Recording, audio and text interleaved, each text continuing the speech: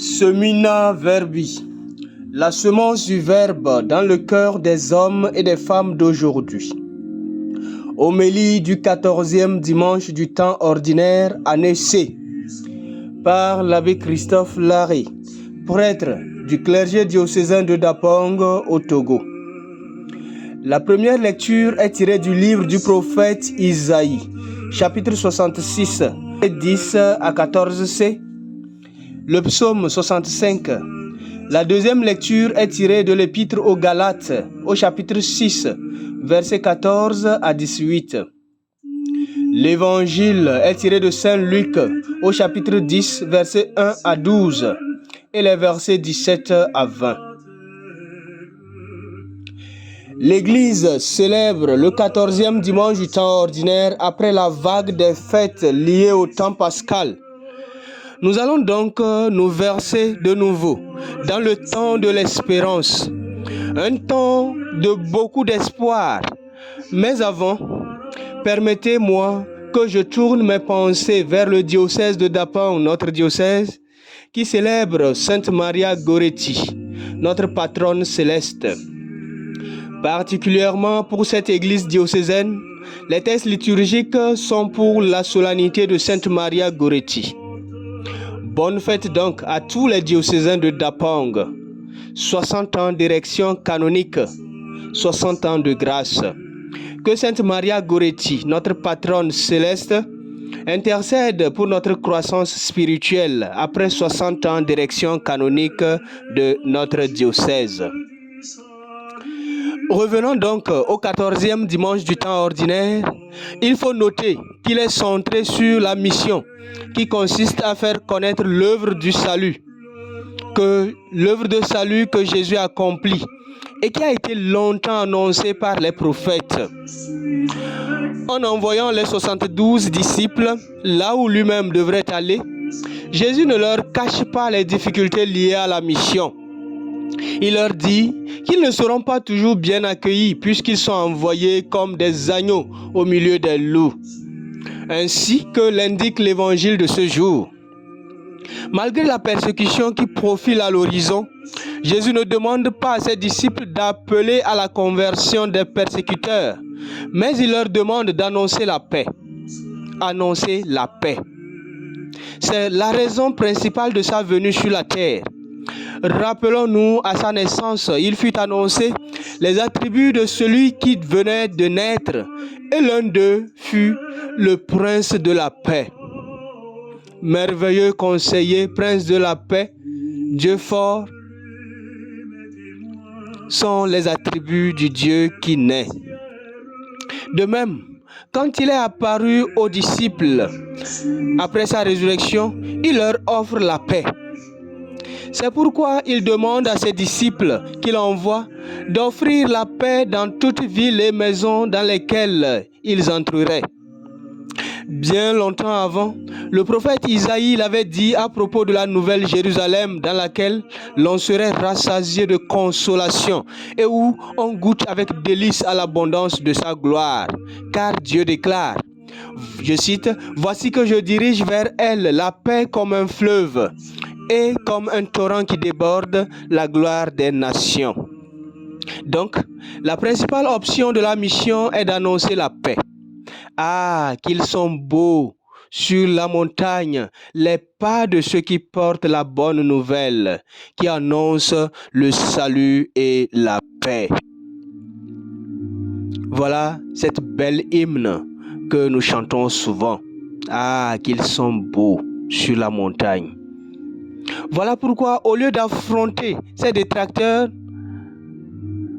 Saint Paul embrasse la croix du Christ comme sa fierté. Cette croix qui est le symbole même de la paix annoncée par Jésus. Oui. Ah, qu'ils sont beaux sur la montagne, les pas de ceux qui portent la bonne nouvelle, qui annoncent le salut et la paix.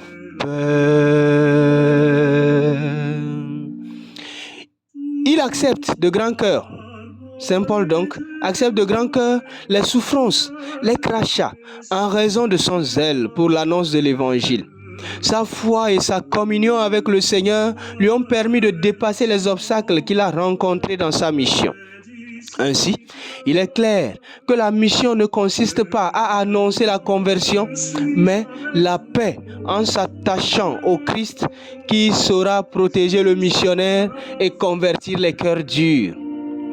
La mission est un défi d'aujourd'hui dans notre société très hostile à Dieu et aux remarques liées à la morale. Or, l'Évangile dans son ensemble laisse voir une multitude de maximes pour lesquelles il faut une morale adéquate. Déjà, le message rencontre un obstacle si l'on ne veut, ou bien si l'on veut se centrer plus sur les régulations morales plutôt que l'annonce de l'essentiel, la paix.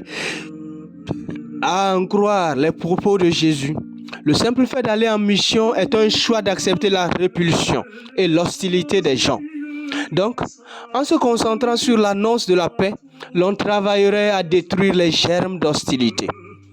Prenons l'exemple d'un chien qui aboie à la vue d'un étranger. Notons que le calme et le caractère pacifique de ce dernier convertissent le chien et le ramènent à de meilleurs sentiments par rapport à l'étranger.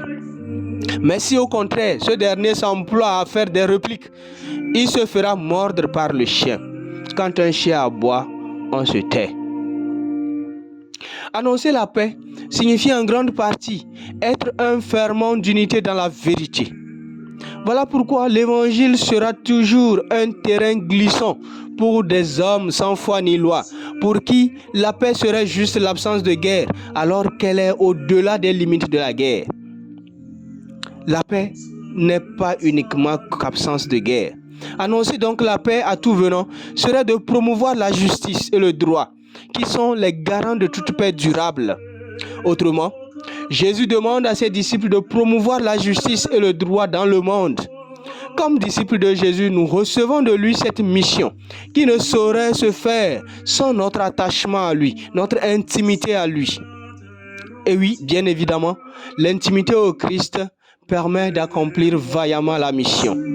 Voilà bien une dimension à laquelle l'on devrait mettre plus l'accent quant au choix des candidats au sacerdoce, l'intimité au Christ et surtout le sens aigu pour la justice et le droit pour la dignité humaine. Ce n'est pas un phénomène de 10 heures de messe qu'il faut promouvoir. Il ne suffit pas aux prêtres d'être des 10 heures de messe. Mais par contre, il leur faut annoncer la raison de leur envoi en mission, la paix. Voilà ce que Jésus nous envoie faire. La formation doit plutôt s'accentuer sur des communicateurs de paix dans toute sa splendeur, qui tiennent compte de la justice et du droit de chaque individu. Ça va de même pour chaque chrétien qui veut vraiment être un disciple missionnaire. Ce devra être la nouvelle Jérusalem où la paix coule comme un fleuve. Dans la mission aujourd'hui, il s'avère que le missionnaire est plus apprécié s'il ne dérange pas, s'il ne dénonce pas l'injustice sous prétexte de préserver la paix, ce qui ressemble à du replâtrage folklorique. Vraiment à des choses qu'on fait et qui n'ont pas de sens. Tout disciple missionnaire ne doit pas avoir de goût sur les appréciations, mais se réjouir parce que son nom est écrit dans le livre de vie. C'est justement pourquoi Jésus interpelle ses disciples revenus de mission. Et tout joyeux d'avoir soumis Satan et ses suppôts, Jésus ouvre leurs yeux à l'aspect essentiel de ce que gagne le missionnaire. Non les applaudissements, non les louanges, non la soumission d'un tiers, ni même la soumission de Satan, mais l'inscription de son nom dans le livre de vie. Bien-aimés du Seigneur, Jésus nous envoie là où lui-même doit aller. Il veut que nous sachions compter sur lui, puisque son joug est facile et son fardeau léger. Il nous envoie donc annoncer la paix. Mais la vraie paix qui consiste à offrir un mieux-être à chaque individu pris dans sa dignité. Offrir un mieux-être.